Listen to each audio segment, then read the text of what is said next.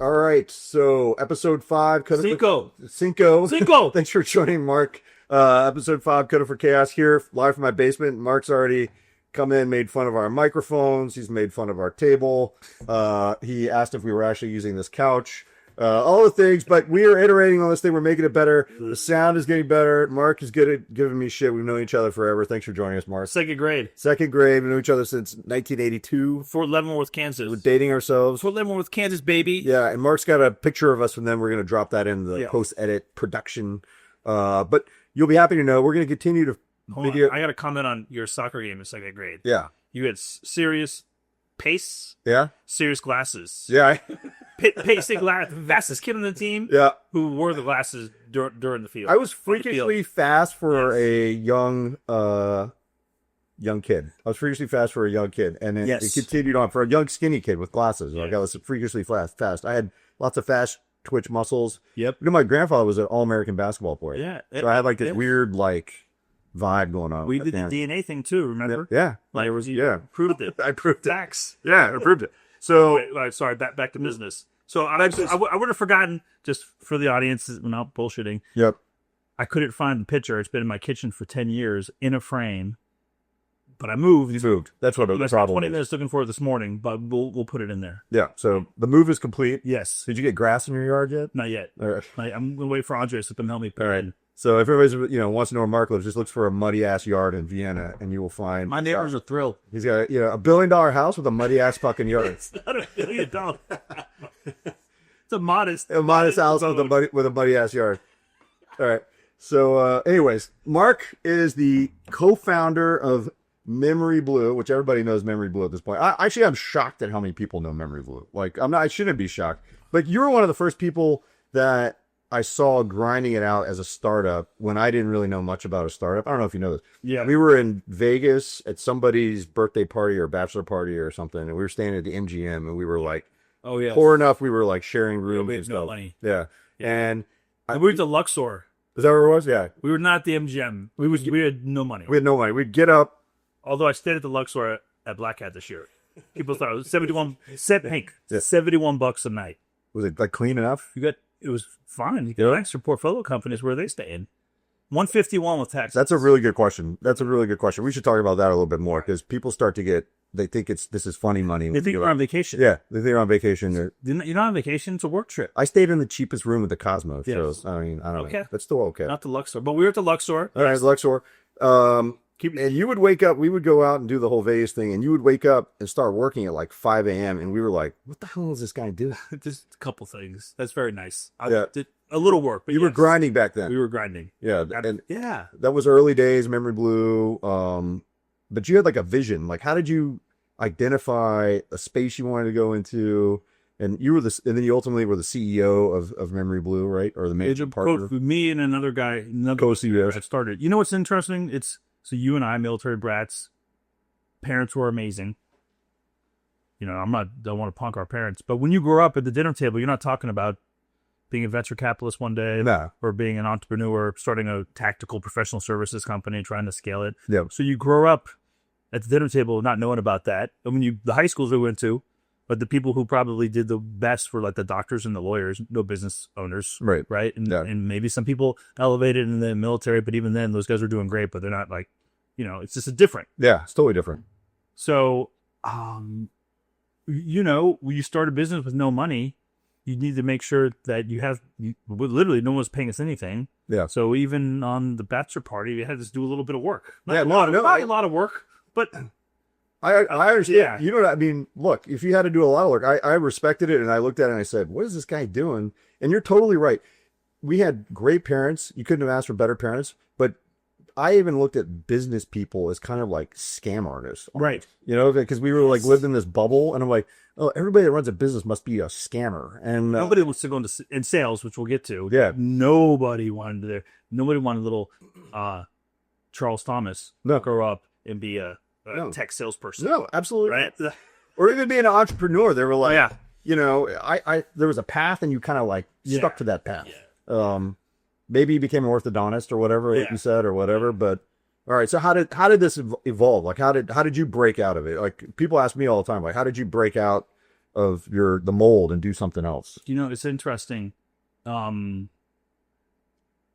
went to college, like Camacho, the previous guest. Yeah. Maybe it was episode 3. Yeah. I knew graduate information, finance major. In school, I had a painting business. Where one summer I painted, the next summer they gave me a zip code, Fairfax Station, 22039, and you went door to door. And then I got paint jobs, and I had people work. You got to recruit your friends, and I did a terrible job. Luckily, I'm still friends with some of those guys today. Like college painters or something? Yeah, college student painters. Student painters, yeah. And one of our friends did it and destroyed it. He did amazing. So you were like running your own little college painter, yes, outpost. Yeah. Yes, and then you had a franchise. You had to get a franchise, and you buy a truck and get ladders. And I did that in like learning a little bit. Like you had a lot of freedom. Yeah. And then when I graduated from college 2 years later because I had to do it the next summer, and it took me an extra year to get through school.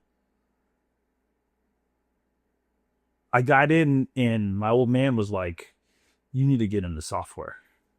And I was so as much as I'm kind of punking the military dads, like I was like, "Why do I need to get into software?" He said, "Well, because your most valuable asset is your time, and you got so many minutes in the day. We all have the same number of minutes, and these software companies make a lot of money." And he's like, "Do you know why they make a lot of money?" I was like, I don't know why. And he started talking about how code, and you can like write code and copy and paste it. I know it's not that simple, but like the margins in it are great. So you're going to be rewarded for your time. And I was a finance major, but he's like, "You're not going to." I went on a finance interview at Sally Mae, and the woman just destroyed me on my lack of Excel skills. And so I went into sales. That's how you got evaluated for your Excel. Yeah, she was horrified. She asked me like, what did I want in a job? And I was like, I want to enjoy the people that I work with, and I want to like experience things. And she was like so upset that I gave her that sort of answer versus like I think I just wanted to climb the core. I don't know. She was just mad at me. Yeah.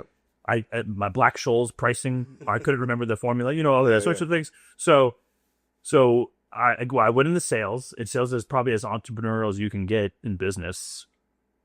I think like in a corporate sales job with a company called CA, Computer Associates, the place where software goes to die.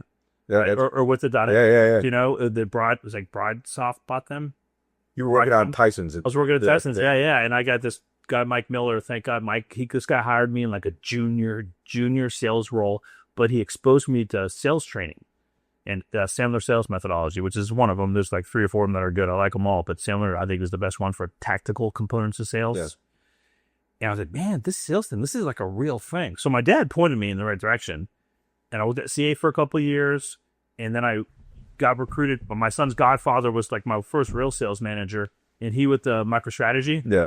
At the time, MicroStrategy was like $333, and then it dropped because they were stuffing the channel, basically the 35-day month sort of thing. And we thought we were geniuses because it went from 333 to like 186. We're like, yes, this is awesome. And then it kept going down. What year was this? So probably 2000. Okay. So I graduated from college in 98. I was at CA for like a year and a half, and then I went to MicroStrategy. But then at MicroStrategy, I was like, hold up. Not my boss or my boss's boss. Those guys were great. But I just took a look out and I was like, man, sales is a great profession. You could do really well, but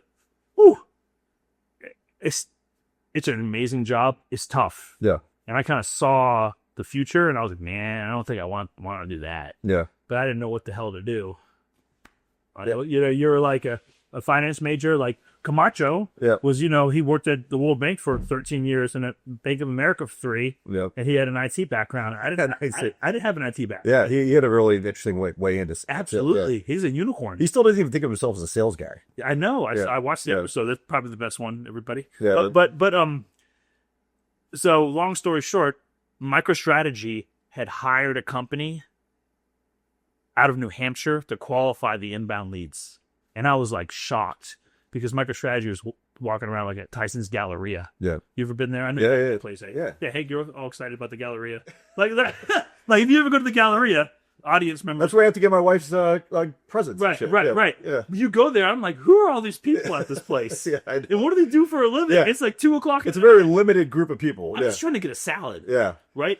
So MicroStrategy in the day was like going to Tyson's Galleria. All these people are dressed nice. People, I guess it's relatively attractive workforce, but nobody was doing any work.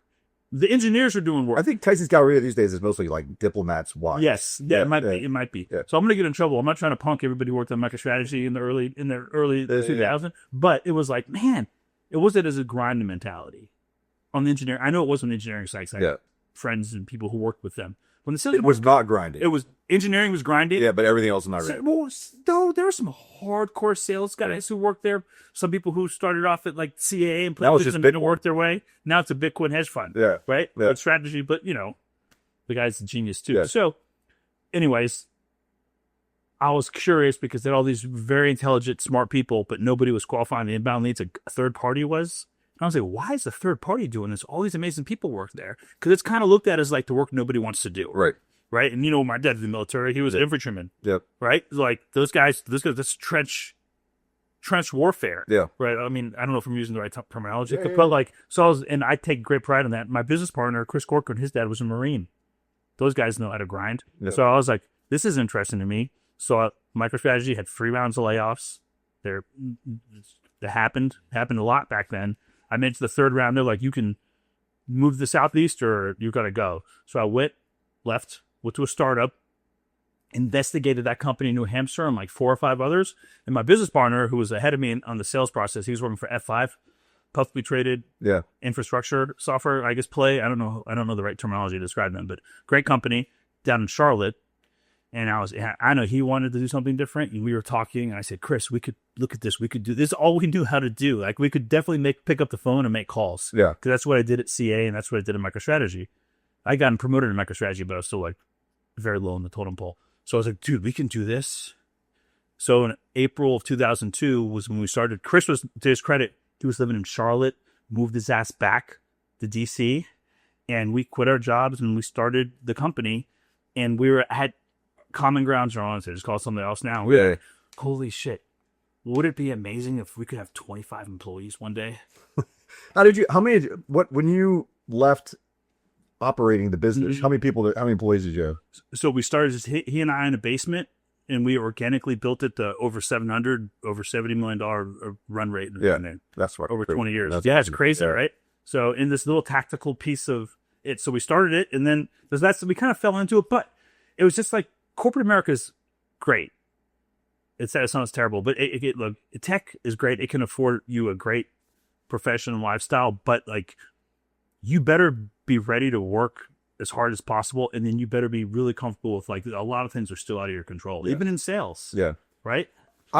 People come to me all the time now and say like, how do I get into tech? And I tell them sales. Like that's what I mean. There's really no entry point for, at least in our little world. Yeah, there's no entry point other than start your own company. If you want to, start your own company, know how to code, which that's slowly going away because, everything we know that's going on, like it's still important. Then there's going to be like higher level positions there. But selling is the most important thing, at least in our little world of tech startups, of cybersecurity startups. You could actually go in, do that, and then learn a lot and go start your own company or end up doing something else at a bigger company. Yeah, you talked about it on another podcast, I think, like the coding part, or like you got into it in the cyber from the military. Right, cyber from the military. Yeah. Right, but it is harder to get into it, and that's like the rage right now. Not the rage, but the headlines are like AI is squeezing young people out of gigs. Yeah. But in some positions, it's helping make them more valuable to the workforce. Yeah. But sales is a great way to get to it. So memoryBlue, we have hired over 4,000 people over 20 years because the whole goal was to get people early in their career into the tech sales world. Yeah. And we would get people from like decent schools. We still do. I mean, there are a lot of UVA grads that worked at memoryBlue because they have other options and maybe they think they don't want to get into sales. Yeah. That's a whole nother, it's a very interesting concept. But we would get people in the memoryBlue. We still do. We still do, who would never even be considered for a job at a software company. Yeah. Because they don't have an experience. But they might have like experience in like NCAA athletics, or they're the president of their fraternity, or like they're just a hustler and a people person, right? And they had people listen to them. They had the same job for the year. Like they had the same job like 5 summers in a row. And when and they went to a good school, not a great school, but they're like demonstrating success in something outside of traditional, what people think is traditionally how to gauge how successful someone can be. Yep. Where they went to school and what the GPA was, obviously important. But like, I'll take one of our best hires with the ODU, and he was the editor of the school newspaper. The guy runs his own business now. He was a memoryBlue hire. He was not going to get hired by MicroStrategy. I only got hired by MicroStrategy because I had a sales job before, and my leader got put in there. They never would have hired a George Mason guy into the sales team. How do like okay?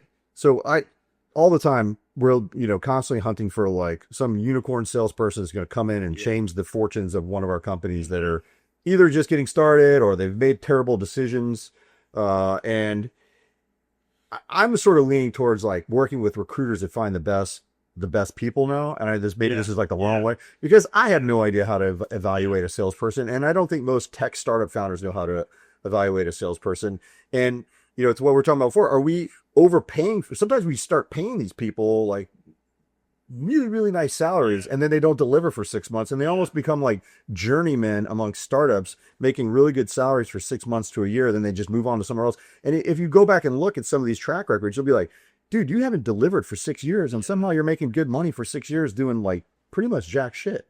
So how do like you guys had a different model where you took in these like former fraternity presidents or NCAA athletes or just hustlers from a decent school. Yeah. Bring them in, teach them the basics of sales at like the most tactical level, like your dad being an infantryman, trench warfare, picking up the phone, calling, learning from the bottom up. They go from being a BDR to an AE, right? Like that's the kind of the model. That's the goal. So, but that's like you took to some of our companies, like you take a bunch of BDRs, you inject them into a cybersecurity startup. Nobody there to manage them. Yeah. They're just like, how many calls did you make today? Like, how are we overpaying? Like, are we making just dumb decisions left and right? How do I change? How do I break this dynamic? That's a lot.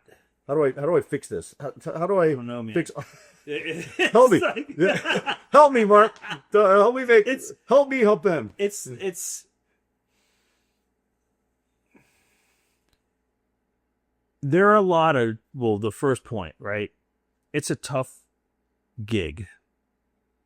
The name of memoryBlue initially was called the Glengarry Group. Right. After Glengarry Glen Ross. You get like sued for that or something? No, because it was .net. Oh. And then it was, how do you spell Glengarry Group? How many N's, how many R's? People would go to it and they think we were out of business because the domain would come up wrong. Oh, yeah. So, in the movie, doesn't present the best, but the dialogue in it exposes like the underbelly of some time of sales. So you got Al Pacino. I mean, it's a fascinating movie. Yeah. There's a risk, like if you're not on your game, you could become a journeyman or journeywoman in sales extremely quickly. And there are a lot of jokers, jesters, and clowns in any profession, but there are some of those in sales. Yeah. Even in tech sales.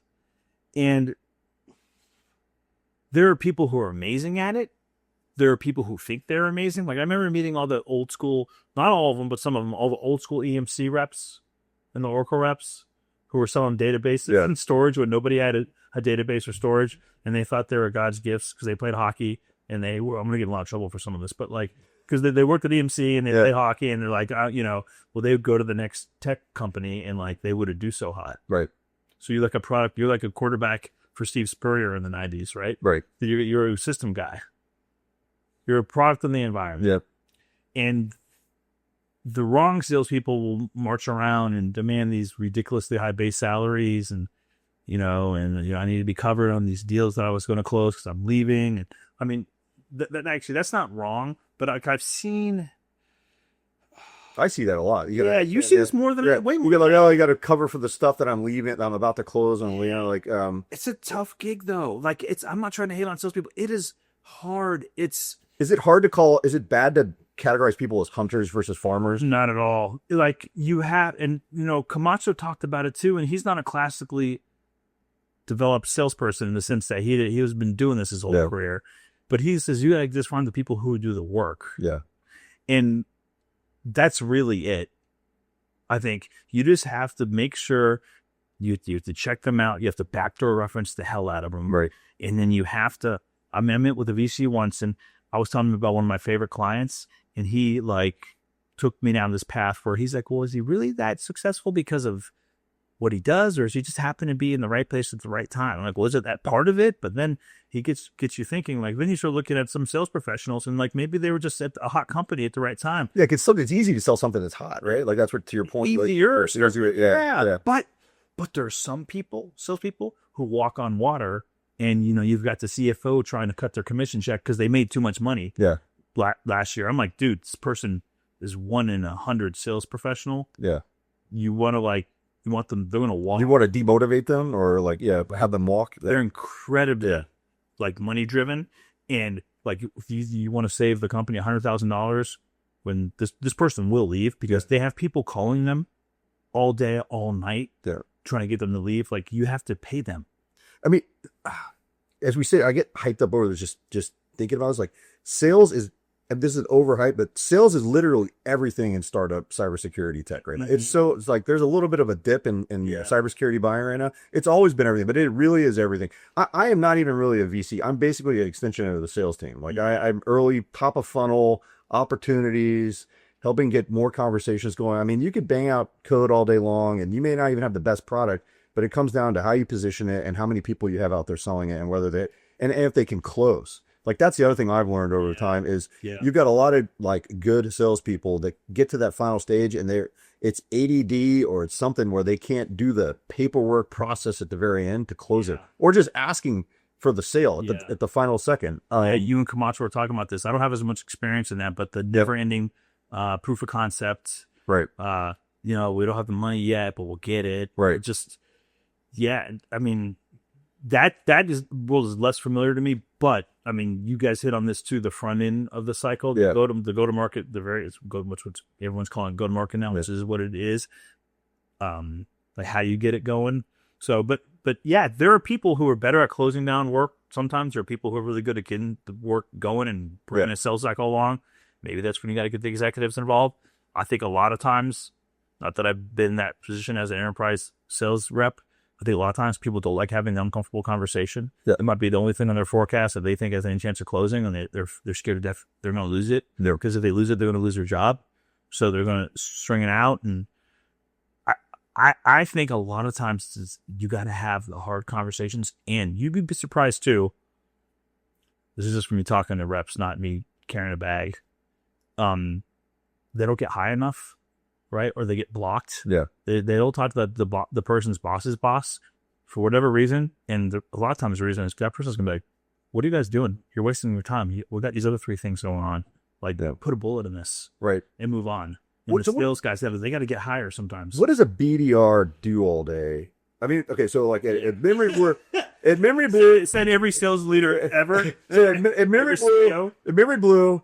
I've been to your offices. You guys had a gong. You had literally like managers that walked around, and they managed the BDRs all day long because they were sitting in like cubicles like an army working. And if they didn't, it was gamified, right? So if they didn't make a certain number of calls, there was like things happened or whatever. So if you're in an environment like that, explain to us what that environment looks like, if that still works in today's world. And what if you are a company XYZ where you have 3 BDRs who come to the office 2 days a week, but most days they're sitting in their home in Arlington, like doing something like, how do you manage their operations? Yeah. So it's a people business, right? So from the word go, well, let me back up. I'm all over the place. For the technology companies, a lot of times at the technology companies, the star of the show is the products. Yeah. The product is the star. In the next version of the product, and then the most important thing after that is probably the forecast. What's going to close this month or this quarter, right? And then they got a couple other things somewhere in there. They say it's the SDR, the BDR function, and I believe that people should do it in house, but it loses its accountability a lot of times because people don't like to put people on plan. They don't like to know when they give someone a high five, when to kick them in the ass, and they don't like to fire people. Yeah, and organizationally, from an accountability standpoint, a lot of times the leaders at the software companies, they're distracted by all these other things. Yeah. I almost never hear of SDRs getting canned for lack of production. Yeah. They wait for them to quit, or they wait for them to get hired to go someplace else. Because they're just like, because they're so, the base comp isn't high enough to actually care about it, and you're just kind of like, don't want to have that comp. I don't know why, because it's like so important to your pipeline. Right. Like, but you guys did that, right? Successfully. Well, regularly. So what you have to do is be damn sure you're getting the right person. And then you need to really, really train them and really, really manage them. Yeah. Like, hey, Hank, it's 8:35 for the next hour and a half. All we're all doing, me and my team, we're all calling. Yeah. But you're not on the phone. Yeah. Like, no, dude. So what else could they even be doing? Dude, well, people will do it. So in 1998, I graduated from George Mason. I got my job at CA. One of the sales guys, like 2 months in, walks over to my desk and gives me like this little like plastic thing that opens, like a case opens up, and there's like 6 cassette tapes in there. Yeah.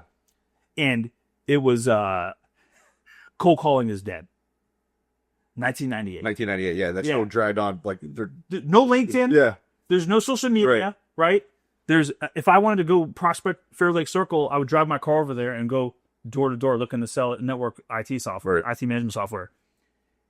People will do anything and everything to avoid making a cold call. Yeah, they just it's that scary for people. Like, yeah. Yes, and the tools now are just like what's the M60? What's the big machine gun? Yeah, right. It's just like, Gary, I'm going to give this SCR, this M60, and they're just going to this vaporize, right? Or now it's like, let me give them an email tool that has really good list building capabilities and really good cadence development, which is all really cool. But we're going to send out 3,000 emails. All right, what are you going to do next month? Yep. Like, how many people are you going to send emails? Like, so 3,000 people, we want to send them 5 emails. So we want to send 15,000 emails in 60 days. And then like, okay, great. What are you going to do next quarter? So I think the nature of the profession is on the outbound side and this is what happens with salespeople, because I'm running in the CEOs now who are like, well, I'm just going to have my salesperson go outbound. I said, good fucking luck with that. Yeah. You really think that your high paid rep who you want to is going to do all this work? Yeah. How many deals do you want to close? Yeah. Oh, like 3 deals a month. That's so not classic enterprise, but even an enterprise rep, they're not going to do that. Yeah. So some of them, sorry, I'm going. Yeah. It's the coffee. This is exactly what I'm talking about, because I fall on that too. I'm like, why don't you just have the same guy do all this other, like... They won't do that. That's the problem. Some of them will do it a little bit. And the best guys that I've seen, they will still do it. I remember there's this guy, his name is Andrew Ettinger. It was, everybody at MicroStrategy hired the best technologist ever, and they all left and started other companies. And this guy worked at a company called Orchestro. I think that was the name. And he would watch CNBC in the morning, and then he'd reach out to his prospects that were on CNBC with a little, like, this is before you could snip, before you had it on your phone. And he'd reach out to them and, like, get their attention by being like, hey, I saw you on CNBC. I'm a big, like, fan. These unique approaches, like the Irish guy you were talking about with the Macho podcast, like, that guy's a maniac. Yeah. You can do it, but you got to be managed to do it. There are very few people are like that, the maniac guy and Ettinger, but you can like get them to do other things, which is like, hey, all right, here's what you're doing from 8:30 to 10, and here's what you're doing. And people don't like that, but like, the internet is filled with videos of people with abs. We all know how to get abs, but I don't have abs. Yeah, no. You know what I mean? When my wife comes in and says like, your ADD is getting the best of you, and you need to go for 4 hours and focus on this shit, like for SEV. She does this for SEV. I am so fucking productive. Like when she manages me, like I get pissed. But when she's like, dude, go downstairs. Like really, your only value left in this world is connecting people in your network to your portfolio companies and selling more shit. I get so much fucking done. Like I get on LinkedIn and I just start talking to people and I find out what they're actually doing. I research it. I like, what are you actually doing? Okay, do I have something that like might help you solve a problem? Okay, and then I do this kind of all manually. I don't even really have like Salesforce or anything. Connect it. Oh my god, it's game changing for our portfolio companies and for us. But I have to be, to your point, like I'm 50 years old. Like I don't want to go and like and do my equivalent of cold calling people. But actually, once you start doing it, you reconnect. You also reconnect with people you haven't connected with in a long time. Yeah, maybe that's not the case for like somebody younger, but I don't know, man. I just think that we spend so much time like trying to hire the right salespeople. We are spinning in circles, and then every once in a while, someone's getting lucky, and they find one of these like unicorn salespeople, and it works out really well. It's the biggest problem we have in early stage tech companies. Yep. And here's what happens. Yes. And then I'll finish my little go to market things. I agree. So the technology company's like, all right, we're paying memoryBlue. We think they're paying them too much money, and they can convert the people, which is great. Yeah. But at memoryBlue, they forget, like, They come into an office every day. Convert me and they take them away. They can hire them. Yeah, This yeah. is great because we're looking for people who want to be a field salesperson. That's what they want. That's their mission in life. Yep. And if that's your mission, then You got to graduate. You got to graduate. You got to run through some walls, and we'll help you do that. And then what happens is that I think what happens is, and sometimes we don't do the best job because it's hard, right? Maybe you get the wrong person. Maybe you're going after the wrong market. Maybe when you get the wrong person, maybe we have the wrong SDR on the campaign. Maybe your product's not that good. I don't know. Lots of technology companies don't work out, and it's not always because they hired the wrong SDR. Yeah, for sure. Or the sales guy sucked, right? There's a whole lots of issues. But then when it's the amateur and the professional, the difference is they start doing these things at memoryBlue that make them successful, and then they kind of elevate and like, well, I don't want to do those things anymore. So at the software company, no one's paying attention to, well, when are you on the phone? Who are you calling? How are you building the lists? Yeah. What are you saying? What does the cadence look like? Are you micro-targeting these people? Are you sending them text messages? What do they look like? Let me see the text message. Yeah. Oh, I talked to them. Did you talk to them? That's what made it work at memoryBlue. All this shit that makes it work at memoryBlue is like discipline. Yeah. And then they go to the software company and they lose the discipline. Yeah. Because a lot of times they just don't want to do that anymore. Yeah. Like, well, what are you talking about? What got you successful? Why would you stop doing that? Well, because nobody likes to cold call for 3 hours a day. I mean, that's what it is. You would do it all day, but like, I get it. And in the software companies, most of the time, and there are probably lots of people like, well, Mark, you don't need to do it that way. You're a dinosaur, yada, yada, yada. But all right, will you show me what the better way is? Because I love AI, but it's not there yet. Yeah. It's coming, but it's not there yet. So then they get in the software world, and the software company takes the eye off the ball. Well, what were they doing at memoryBlue? Well, they weren't coming in 3 days a week. They're coming in 5, unless they're a baller. If they're a baller, you could earn a Friday off, Right. Based upon your quota. Like, so that's just the very front end. My little tactical world. Right. On the sales side, what else? What else does this take? So You're getting me like fired up to like dive in and figure out what type of management is happening in companies we have that are large enough to actually have like an SDR, BDR type person. Like, actually, that's a good question. What is the actual difference between an SDR and BDR? It's just there's no difference. I think sometimes software companies that have inbound leads will give the inbound leads to they may just. It's more top of funnel. It might be. I don't know. And then it's just like, yeah. And it's kind of like, none of that matters. All that matters is like, are you in their mix? Yeah. Are you holding them accountable? Right. And okay, when because yeah, sure, okay, so I'll get on sales calls. Well, how many leads were we producing? Oh, we were getting 20 leads a month. Well, how many were occurring? I don't know. Well, how do you not know that? So you've been through all that. I hear people saying like, oh, cold calling's dead. They said it in 1998. People still say it now. Camacho said, he said, well, I don't really believe in it, but it works. Right, exactly. Like it was like I was like, wait, I rewound it twice and I listened to it, and that guy's extremely successful. Yep. It's like people are almost embarrassed to say that we still do it. It is hard to get people on the phones. I totally get it. But then everybody's like, oh yeah, I got once. He said I got caught once, and then you were.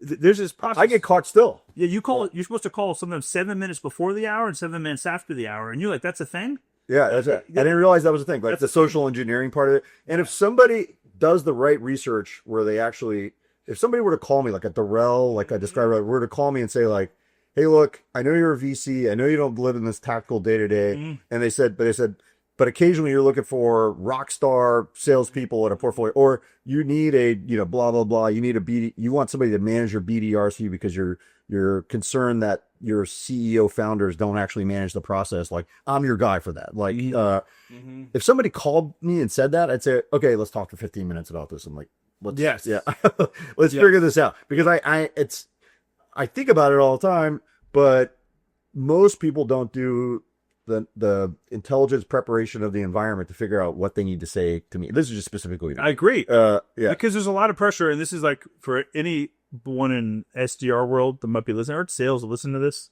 watching. It's harder than it was 20 years ago or 10 years ago. It's definitely harder. All right, Mark, you've been on the outside looking in from a yes, sir. Running memoryBlue since 2002. You're still involved in memoryBlue. Yes, what are some of the ingredients you've seen that make for the best tech companies out there from a sales perspective, from a marketing perspective, from a business operations perspective? Yes. All right. here we go. I don't know how they do it. I haven't figured it out.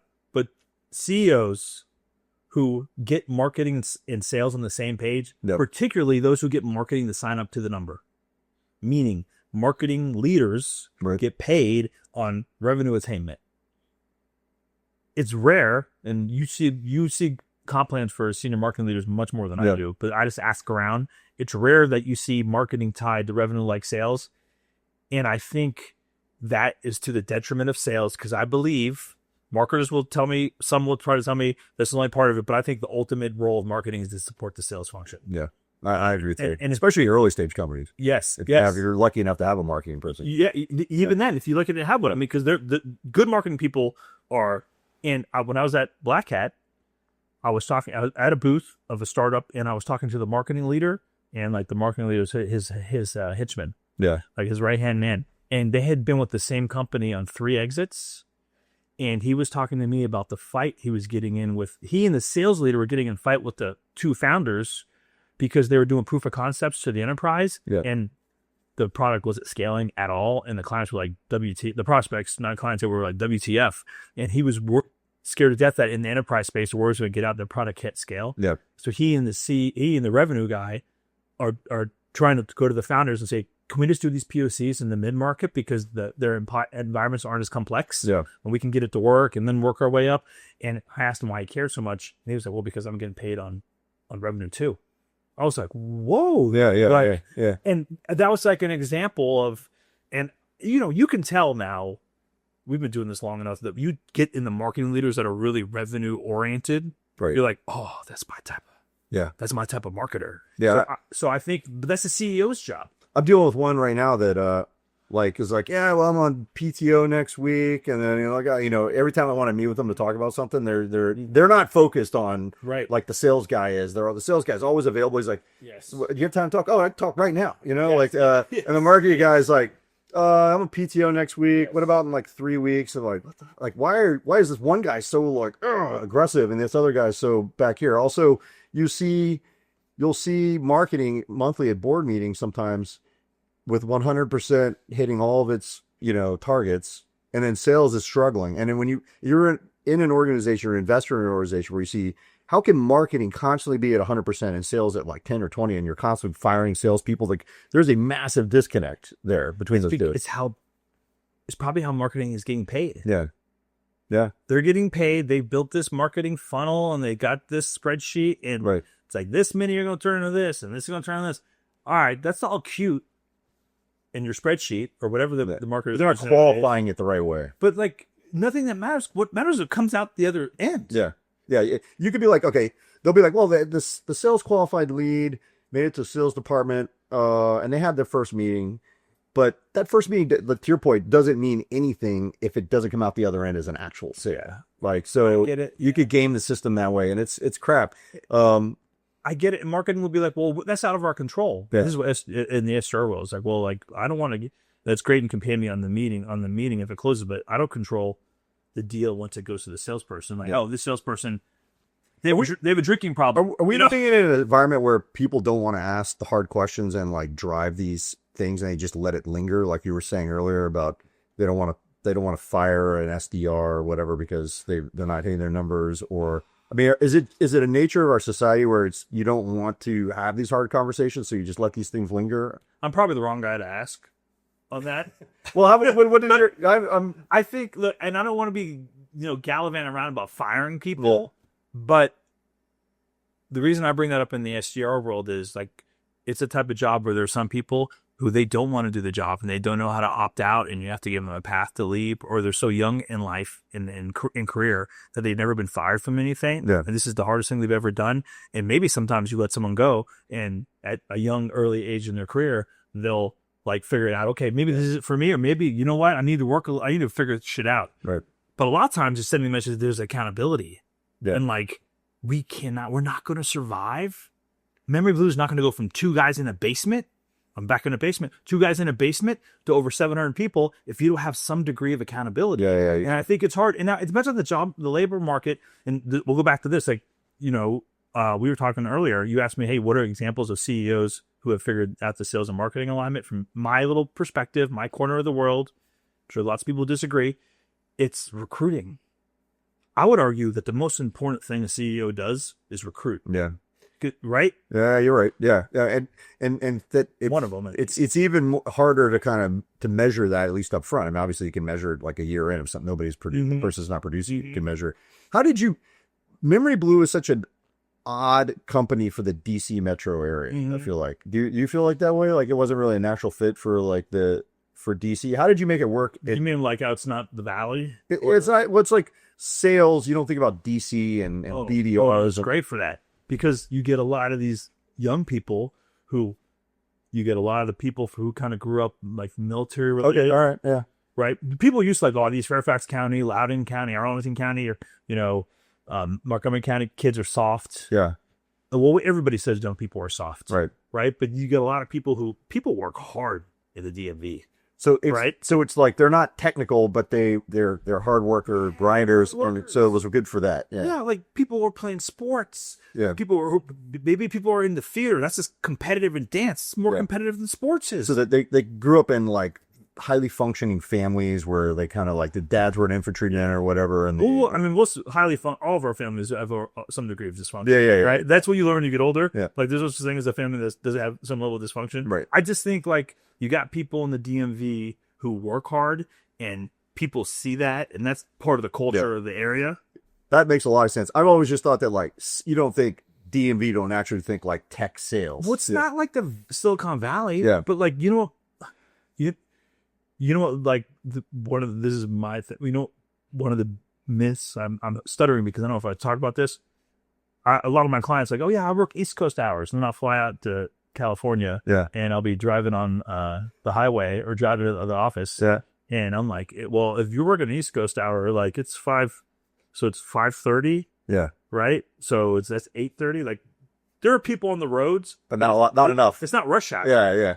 And then rush hour starts earlier in California too. I'm not saying this for everybody because there are startups, there are people who work their tails off, people work from home, but look. Love it or hate it, there is such a thing as the East Coast grind. Yeah. The DMV has lots of hardworking people. You give those young people an opportunity to work hard, they'll crush like an SDR. We thought early on we would invest in a lot more DMV companies, but up until recently, it's a lot easier to hang out your shingle and become a services company than to become a tech company. Yes. Because they don't know VCs, they don't know all the things we talked about earlier. They don't know how to go into being a product company. That's changing. I mean, that's changing now. One of the ways that's changing is there are more VCs here. Not a lot, but there are more. There are ways to quickly, ask ChatGPT, like, how do I find a VC or whatever. Mm-hmm. And there's also new organizations. So the forcing function also is like the DoD and other things are now saying like, we want to procure things in a different way. Yeah. So people are saying, or maybe I shouldn't start a Baby Booz Allen to do more services. Maybe I should start a software company, like because the DoD is going to buy software now. They're going to buy drones, and maybe I can build those drones in an old hangar, in Vienna or whatever. And maybe I should build a cybersecurity product company. So that's happening now. And there's even entities like Station DC, which is standing up here in DC, which is sort of the similar to what Capital Factory is in Austin. Kind of smashed together with a Soho house, from like a co-working space meets a social club. Yes, but the concept is to have VCs, titans of industry, and startup founders and wannabe startup founders, like all kind of operating out of the same space. Yeah, and so I think more of those things will create like a community where you can do that, and then I think naturally there'll be more need for tech sales even here locally, not just like a services kind of thing. Like a lot of early services companies don't need sales necessarily. It's been a while since DC's had. I'm not totally in touch. Like, I mean, we had Manugistics. Yeah. We had Web Methods. We had SourceFire. Yeah. Right. Where are those companies now? Right. What do we have? I'm probably missing one or two. It's been a while since you had like a real like tech company like that. MicroStrategy for a little bit, right? I mean, Appian for a little bit. BPM software is tough. Maybe like the good thing about nobody likes Doge. I like Doge, but like the good thing about that is if they're going to they're going to limit somewhat the ability, and this is probably good, but I know it's tough, very tough too, for people to have a services business, applying services to Uncle Sam. Maybe some of those same people will start a product. I think that's exactly what's going to happen. Right? These are smart people. Like, instead of starting a butts and seats business, start a software company. Start a hybrid services company that supports software company. I know. Give it a shot. And we're here, and a lot of other VCs, not just local VCs, other VCs are setting up shop here in Washington to support that. They see that coming. I mean, yes, you're definitely seeing that. Defense tech is a hot topic right now. It's probably, it could be even a little bit hotter than AI in some ways, and AI is a big part of that. Yep. Those are all good points. Yeah. All right. So final questions. Lightning round. Two questions. 2 questions. Keep it tight. Most overrated sales tactic in tech sales. I got 2 of them. All right. One of them, marketers is going to hate me. The ginormous booth for like a mid-size, small to medium-sized company at RSA and Black Hat. I don't see it. And this is, I always ask my customers, because marketing pays for memory more often than not. And a lot of times don't get the right answer. Like, how do you justify the return on investment on this big ass booth with all the people that are here? And so that might be one. The second one I'm more confident about is that the heavy hitting big company sales leader coming downstream. Okay. This person worked at, it doesn't have to be a huge company. You know the cyberspace much better than I do, but somebody who's been, I even say taken, I take that back. Somebody who's been a senior sales leader at a company for a long amount of time, like 5 to 7 years, and it's a beautiful, at a bigger company, beautiful resume and those things, and they come down market. I almost never see those folks successful in emerging. That'd be interesting to go in and do like a analysis of it. You could do a LinkedIn study on that, because what they do is they take their lessons learned in their gratitude, and they go back to big company worlds. Yeah. So, but I have seen smaller folks go up market. I've never seen the bigger sales leaders come down market. Okay. That's actually a really good one. Yeah. And I do see that a lot. It's a red flag, like in my head. And I don't know enough about the data behind it. So I'm going to investigate. Neither do I. This all me. Yeah, no, I think it's a good one. All right. You had to go back to 2002, Marc Gonyea, starting memoryBlue. What would you do different? I think from a professional services standpoint, so we started the company in 2002. We got up to 20 people in 2006. So we started when we were 27 in 2006. What is that? What's 6 minus 4? 4 or 5 years later. So we were like in our early 30s. Yeah. Chris and I both had children. Our wives had the children. And we went from 20 people to 10. So we were in business for 5 years at this point. Right. And we were like, oh, dude, we've been doing this for 5 years. And people would kind of make fun of us when we started the company in ways, because like, it was just, you guys are just doing SDR work. Like, what happens if it doesn't work? And we lost money 2 years in a row. So we were down to 10. This was 5 years after you started? This is 5 years after we started. And I would tell myself the same thing, which is don't quit. Most people aren't successful in things because they quit. Like, do not quit. Yep. So we didn't quit, which was good. So I'm glad. I'll just tell myself what I did do, just a reminder. But this is in life. Like, most people are successful in SDR and in sales, I think, because they quit. Like, not because of anything else. They just kind of give up. I would have that would have been good advice. The second thing is then we opened up our first office in 2014 in Austin, Texas. And then we opened up an office in California. And then we took a breather.